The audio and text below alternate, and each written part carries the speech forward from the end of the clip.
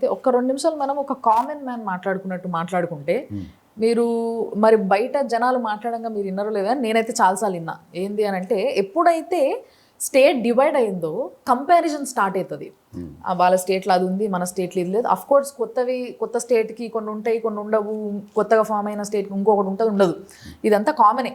కానీ వేరే మనుషుల్ని కూడా అంటే రూలింగ్ పార్టీస్ని కూడా కంపారిజన్లో పెడతారు. కేసీఆర్ ఇట్లా చేసిండు, జగన్ అట్లా చేసిండు, కేసీఆర్ చేసినట్టు జగన్ చేస్తలేడు, జగన్ చేసినట్టు కేసీఆర్ చేస్తలేడు, ఇట్లాంటివి వినిపిస్తాయి. అయితే మనకి హైదరాబాద్లో కొంచెం ఆంధ్ర తాకిడి ఎక్కువగానే ఉంటుంది కాబట్టి, అక్కడి నుంచి వచ్చిన జనాలు ఎక్కువనే ఉంటారు కాబట్టి వాళ్ళ వర్జన్ ఏదైతే ఉంటుందో అది మాట్లాడుతుంటారు బయట. చాలామంది అంటారు మా జగన్ ఏం చేస్తలేడు, మీ కేసీఆర్ మంచిగా చేస్తుండు అని చెప్పి ఇట్లా మాట్లాడుకోవడం మీరు విన్నారా? నేను వినలేదు అటువంటి. అసలు అది కాదు, జగన్ మంచిగా చేస్తున్నా అనేది విన్నా. ఎట్లా చెప్తానండి, చెప్పండి. జగను పేద కులాల పిల్లలు చదువుకోవడానికి అమ్మఒడి పథకం పెట్టి 15,000 రూపాయలు ఇస్తున్నాడు ప్రతి చదువుకునే విద్యార్థికి. అంత గొప్ప పథకము ప్రపంచంలో కూడా ఎక్కడ లేదు. ఏ నాయకుడు అయినా ఓటు బ్యాంక్ రాజకీయాలు చేస్తారు. ఆ 15,000 ఇచ్చే పథకం ఆ చిన్నపిల్లల కోట్లు ఉన్నాయా? లేవు. ఓటు లేనటువంటి వాళ్ళు చదువుకుంటే, ఆ చిన్నపిల్లలు చదువుకుంటే రేపు డాక్టర్లు అవుతారు, ఇంజనీర్లు అవుతారు, కలెక్టర్లు అవుతారు, గొప్ప గొప్ప సైంటిస్టులు అవుతారు. వాళ్ళలో ఉన్న సృజనాత్మక శక్తి సమాజ ప్రగతి, మానవ వికాసానికి ఉపయోగపడుతుందని ఒక విజనరీగా ఆయన టేకప్ చేసాడు. అది ఎంత గొప్ప పథకం. అదే మీరు ఒక పథకం చెప్పారు కదా, నేను కూడా ఒకటి చెప్తా. అయితే దానికి మీరు చెప్పిన దానికి ఒకటి చెప్పాలనుకుంటున్నాను నేను. ఏంది అని అంటే మీరు చెప్పింది డెఫినెట్లీ అండర్లైన్ చేసుకోవాల్సిన పాయింటే.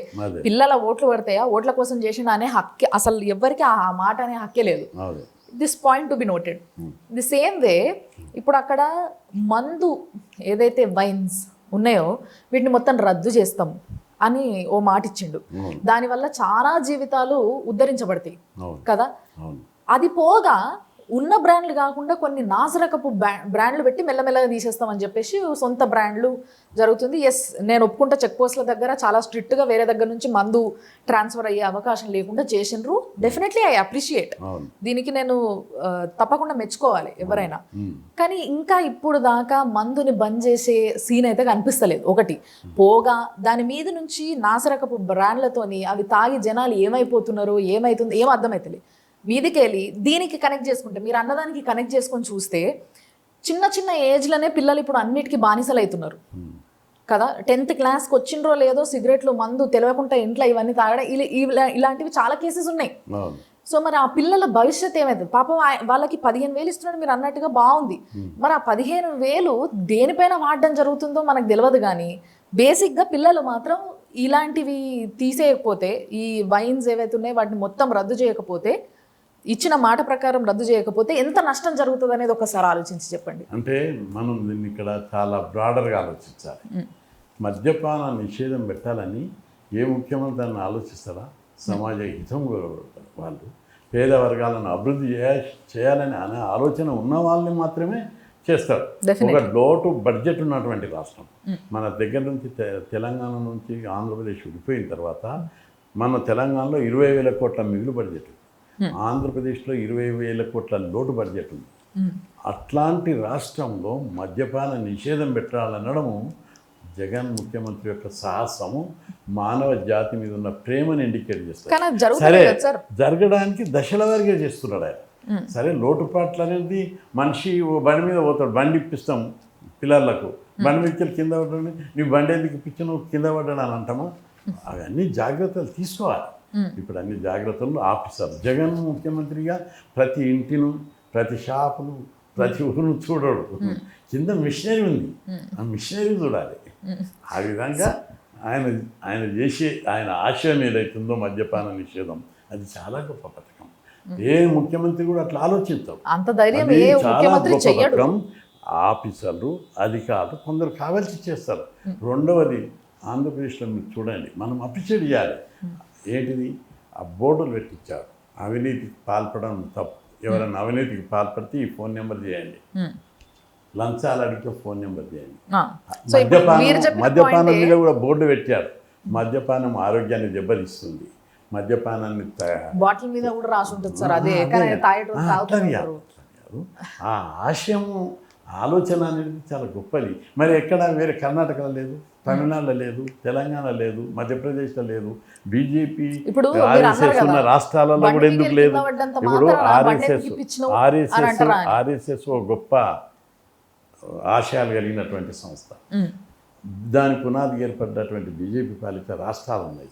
అక్కడ కూడా మద్యపానం వాళ్ళే పెట్టాలి ముందు, పెట్టలేదు. ఉత్తరప్రదేశ్లో ఒక యోగి ఆదిత్యనాథ్ పరిపాలించిండు, సార్, ఎవరు నిజాయితీ పెట్టరు పరులు. సార్, ఎందుకు ఎందుకంటే పెట్టలేకపోతున్నారు? అందరికీ తెలిసిన హర్యానాలో ఖట్టర్ ఆర్ఎస్ఎస్ నుంచి వచ్చాడు ఒక యోగి, ఇల్లు లేదు, సంసారం లేదు, మోడీ లాంటి వాడు ఆయన కూడా పెట్టలేకపోతుంది. ఎందుకు పెట్టలేకపోతుంది? ఎగ్జాక్ట్లీ, నేను అదే అంటున్నా. ఇప్పుడు అది పెట్టడం అంత ఈజీ కాదు అన్న విషయం ప్రతి ఒక్కరికి తెలుసు కాబట్టి ఏ నాయకుడు, ఏ సీఎం కూడా దానిపైన అసలు ఆ టాపికే తీస్తలేరు. వేరే జగన్ చాలా స్ట్రాంగ్ ఎత్తుకున్నాడు ఆ టాపిక్ ని. అంటే తప్పనిసరి తాగుడు తగ్గితే రాష్ట్ర ప్రజల జీవన ప్రమాణాలు మెరుగుపడతాయని ప్రయత్నం చేస్తున్నాం. ప్రయత్నం అది, ఆలోచన గొప్పది, ఆలోచన గొప్పది. ఆలోచనను దశల వారీగా అమలు చేయడానికి ప్రయత్నం చేస్తున్నారు. అంటే ఆ ప్రయోగంలో రాంగ్ స్టెప్ పడుతుందని మీకు అనిపిస్తలేదు ఎక్కడ? మేము ఎందుకంటే మద్యపాన నిషేధము విధించాలి, వరకట్నాన్ని నిషేధించాలి అని మొదటి నుంచి నేను పోరాటాలు చేసిన, ఉద్యమాలు చేసిన.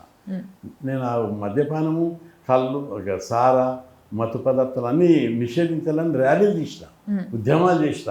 2010, 1995, 96 చాలా 100 సార్లు చేసిన, సెమినార్లు పెట్టాను. కాబట్టి తప్పనిసరి నేను మద్యపాన నిషేధం విధించాలని కోరుకునేవాడిని. దానికి తగ్గట్టు ఆయన పెట్టిండు. తప్పనిసరిగా నేను అభినందించాలి. సమాజం మద్యపానం అనేది సమాజానికి సరిపోదు కదా సార్, అది ఏ రోజు అయితే అమలు అవుతుందో ఆ రోజు అభినందిస్తారు దానిపైన ఎవరైనా. అవును, మద్యపానం అనేది ఒకటేసారి పెడితే ప్రజలు చచ్చిపోతారు. మెల్లమెల్లగా తాగుడు మాన్పించాలనేది అందులో ఒక స్ట్రాటజీ. కానీ ఇన్ ది సేమ్ వే నాసిరకం బ్రాండ్ల వల్ల కూడా చాలా మందికి హెల్త్ ఇష్యూస్ వస్తాయి. ఎవరు చేస్తారు? బ్రేవరీస్ చేస్తారు. చేసే వాళ్ళని మనం ఏం అనలేం సార్. మనము ఇక్కడ నువ్వు అమ్ముకోరబోయే అని పర్మిషన్ ఇచ్చేటోళ్ళం మనం కదా. గవర్నమెంటే బ్రేవరీస్లో తయారు చేస్తుంది. అది ఎట్లా?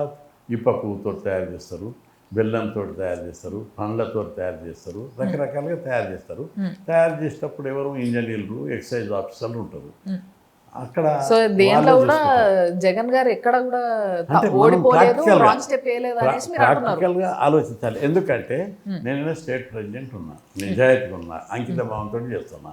హైదరాబాద్లో ఒక గల్లీలో ఒక బీసీ లీడర్ ఉంటాడు, వాడు తప్పు పనులు చేస్తాడు. వాడు తప్పు పని చేసిన దానికి నన్ను అనలేవు కదా. బీసీ సంఘం వాడు ఇట్లా చేసి ఉండని అనలేము కదా. కానీ మీరు వాళ్ళందరికీ హెడ్ గా వాళ్ళందరినీ ఒక తాటి మీదకి ఎట్లా తీసుకురావాలనే బాధ్యత మీ పైన ఉంటుంది కదా. చేస్తాం ప్రయత్నం. నేనేం ప్రయత్నం చేస్తా? ఉద్యమాలు చేయాలని, నిజాయితీ పోరాటం చేయాలని, ర్యాలీలు చేయాలి, ఆఫీసర్లను బెదిరించాలి. ఇవి ట్రైనింగ్ ఇస్తాను. ప్రజల కోసం ఆఫీసర్లను కూడా బెదిరించాలి, సమాంతరంగా వ్యవస్థను నడపాలని బెదిరించాలి, ట్రైనింగ్ ఇస్తాను. అక్కడ లోటు రాదు. వ్యక్తిగత జీవితంలో కొందరు అది వ్యక్తుల దోషంతో అట్లాంటి ప్రాబ్లమ్స్ వస్తాయి. కాబట్టి దానికి న్యాయపరమైన కాదు అది. ఆయన ఆశయం ఏంటిది? మద్యపాన నిషేధం. మా పోరాటం ఏంటిది? మా పోరాటం కూడా మద్యపాన నిషేధం. దానికి జరిగి తీరుతుంది, వెయిట్ చేసి చూద్దామంటారు మీరు. మొత్తం వెయిట్ చేద్దాం, ప్రయత్నం జరుగుతుంది, వెయిట్ చేద్దాం. డెఫినెట్లీ దాని గురించి మనం వెయిట్ చేయాలి. ఎందుకంటే చాలా మంది ఎదురు చూస్తున్నారు ఆ మాట చెప్పినప్పటి నుంచి, ఇది ఎప్పుడు జరుగుతుందా అని. మీరు కూడా దాన్ని సమర్థించారు కాబట్టి మీ మాట మీద మేము కూడా ఎదురు చూస్తాం ఇప్పుడు. సరే. ఈ వీడియో మీకు నచ్చినట్లయితే లైక్ చేసి షేర్ చేయండి. మీ అభిప్రాయం తెలిపేందుకు కామెంట్ చేయండి. మరిన్ని ఇంట్రెస్టింగ్ అప్డేట్స్ కోసం సబ్స్క్రైబ్ చేసి బెల్ ఐకాన్ క్లిక్ చేయండి. Thank you for watching.